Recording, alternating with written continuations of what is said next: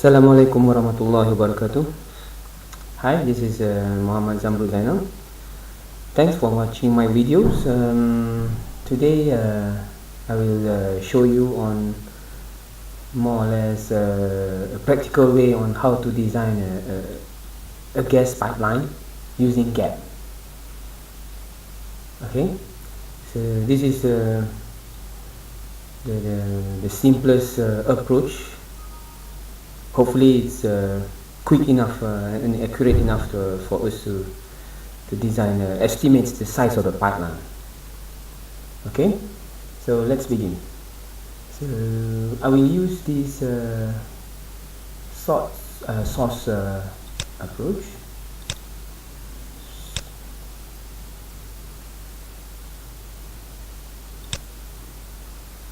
Then I will add sink.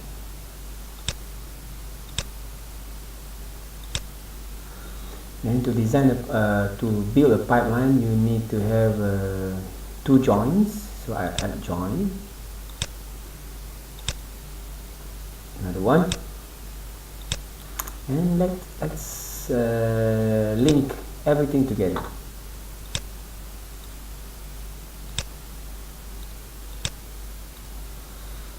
Okay.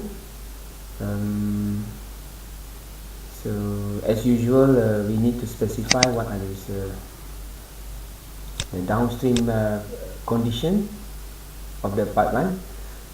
In this case, I would assume is a fixed pressure. So that's what we normally have. We have a fixed downstream pressure.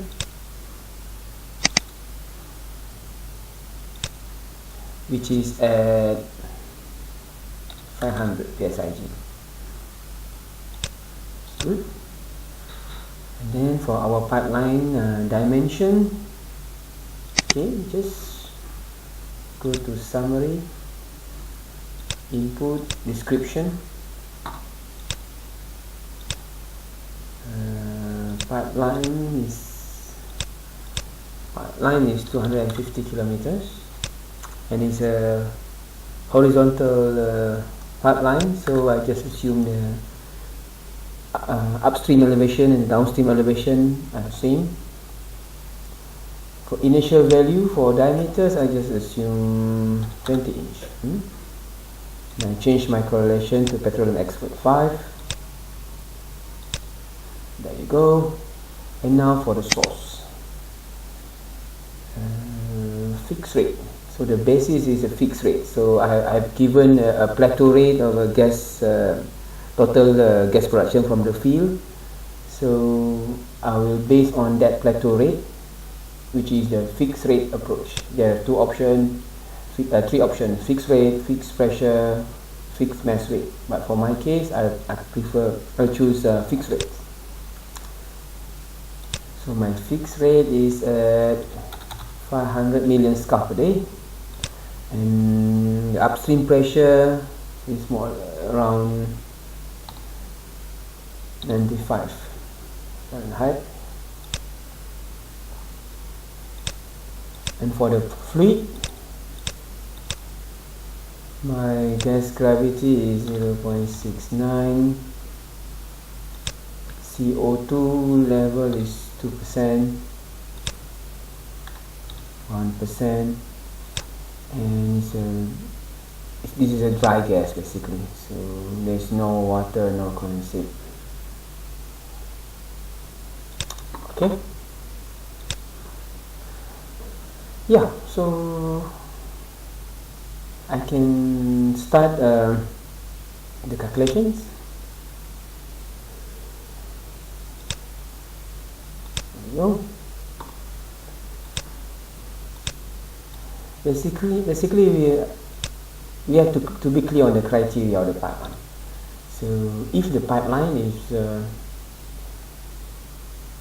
if the upstream of the pipeline cannot exceed certain values, then we will use that as a criteria. In this case, because the pipeline is too small, the upstream pressure is 2000 psig. Okay, let's say if I specify the requirement design criteria where my discharge compressor is not exceeding 1000 psig. So obviously this is not meeting the criteria. So I have to keep on changing the pipeline IDs. The bigger it is, the less DP across the pipeline. So I can just enter a bigger pipeline size here. Then I can repeat the calculation again. Now the pressure is it's 1000, so quite close, but still it's exceeding 1000 psig upstream pressure criteria. So I have to put a bigger pipeline, maybe 32 inch. Run again, no optimization. Yeah, it's 800. Okay, now the result is the upstream pressure is 820. This is below the criteria of 1000. So this is more or less my answer to this pipeline size of 32 is suitable for to deliver the gas rate of 500 million scuff per day to the downstream pressure of 500 psig. But it's quite tedious to keep changing the ID, the pipeline ID. But the approach is probably you can use this sensitivity in order to determine the right tubing ID that can give us the upstream pressure of less than 1000 psig. However, GAP doesn't have those sensitivity function, but we can use some other things. For example, like here in this case, I will use forecast to do this sensitivity analysis. Okay, how I do it? Okay, double click on the well icon. Okay, so this is the parameter that I'm going to sensitize. That means I will keep changing. I will put a different tubing ID. So then I will rerun the calculation for each of them and then see whether the upstream pressure is below 1000 psig or not.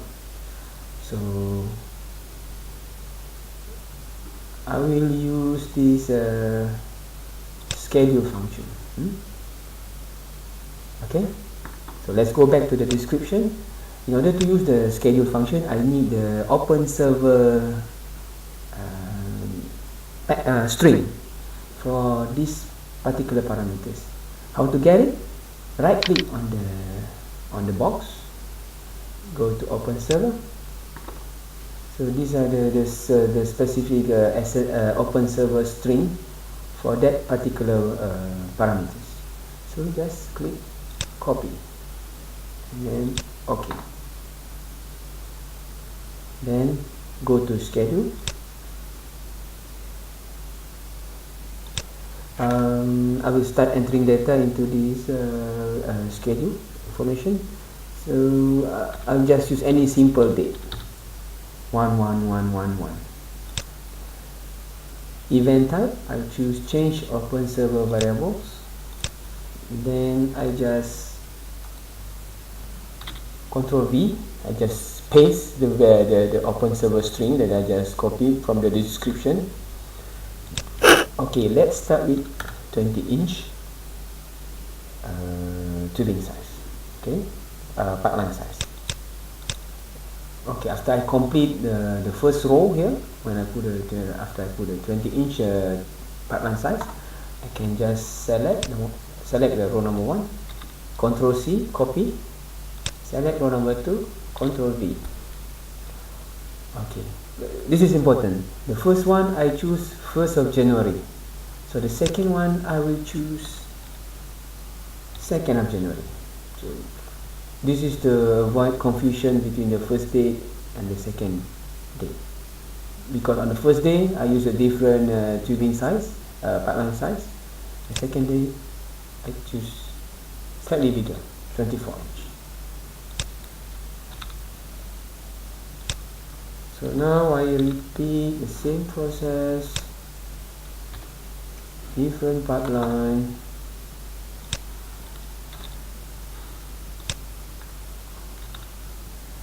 On the 4th of January, 32,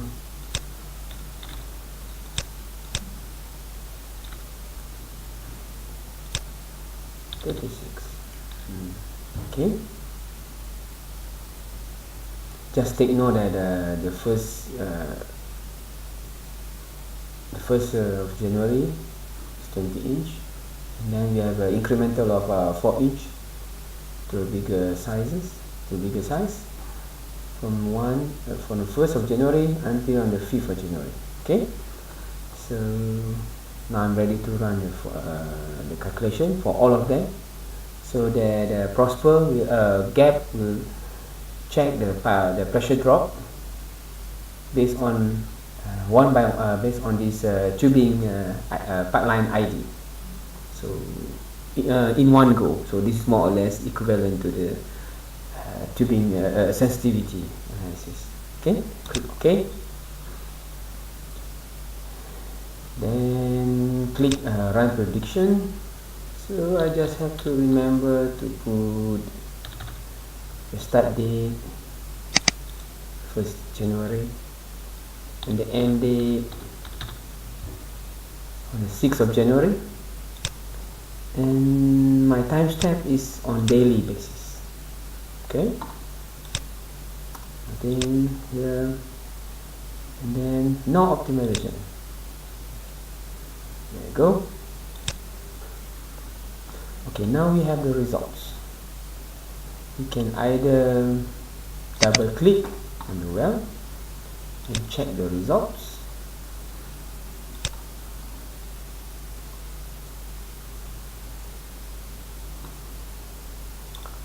so basically you can see the upstream pressure here, at which pipeline size that the upstream pressure start to drop below 1000 psig, or we can plot it here.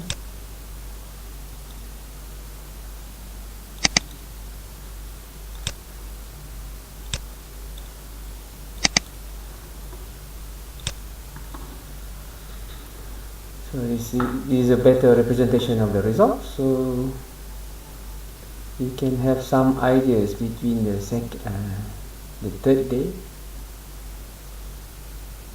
the third and the fourth. So somewhere in between. Okay, just remember the third and the fourth. What is the tubing size, pipeline size? The third and the fourth. So the pipeline size is between 28 inch and 32 inch. Okay, that's all for today. Thanks for watching the videos, and don't forget to subscribe my channels. Good luck in your studies. Okay, Assalamualaikum warahmatullahi wabarakatuh.